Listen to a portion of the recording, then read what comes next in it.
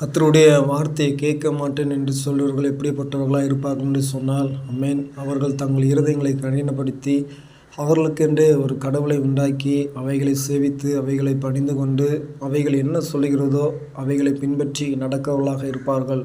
அமேன்.